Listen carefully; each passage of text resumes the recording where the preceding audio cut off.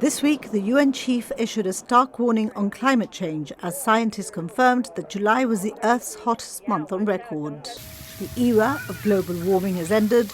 The era of global boiling has arrived. Across the globe, we've seen fires raging.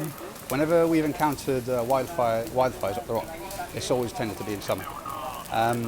They are quite dangerous, as we've seen in the fires spreading across Europe and even in Scotland and Canada. So they can lead to loss of life. They're very challenging because of their erratic nature, because of their size and intensity. They're challenging and they take up a lot of resources. So that in itself can also cause a lot of problems. The heat only exacerbates the issue. What starts fires are actions by people. The Fire and Rescue Service highlights the importance of being familiar with fire safety advice so that you know the do's and don'ts.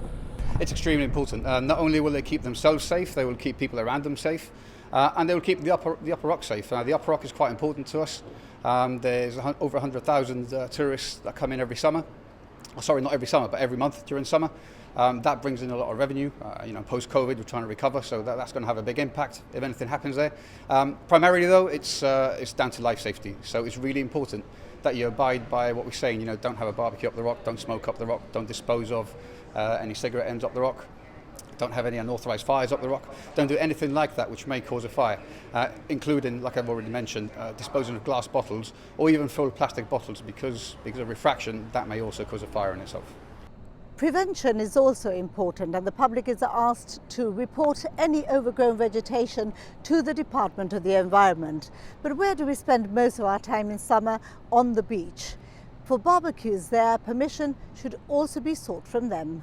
If we look at barbecues and beach barbecues, you're not allowed to have a beach barbecue unless you have a specific permission from the Department of Heritage, Environment, Climate Change, Upper Rock and Beaches. It's quite a mouthful there. So you need to contact them, and they are the ones that specifically issue a license for a beach barbecue. Now there's a lot of there's a bit of a misconception that you can call the fire station and say, look, I'm having a barbecue at the beach or I'm having a barbecue somewhere, and that constitutes permission. Well, that's not the case.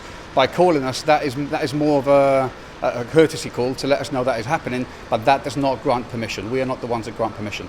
That's beach barbecues. In the Upper Rock, there's no barbecues allowed. They're only allowed in certain places, and that's the GLO, the Girl Guides area, and the residents, the people that live there. They may have barbecues, but before that happens, there needs to be a risk assessment carried out, and that needs to go through us.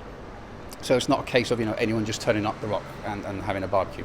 And when it comes to barbecues in private areas, if you own your own property, you can have a barbecue within the confines of your own property, but not in communal areas. You would need to seek permission for that. So for example, I live in Montague Gardens. If I had a balcony, I'd be allowed to have a barbecue in my balcony. But if I want to go downstairs to the podium, because that's a communal area, I will need to seek permission for that. And lastly, if the property is not yours, then you need to seek permission from the landlord. So if you live in a government house, that would be the housing agency. And if it's a private rental, then you need to find your landlord and get permission from them.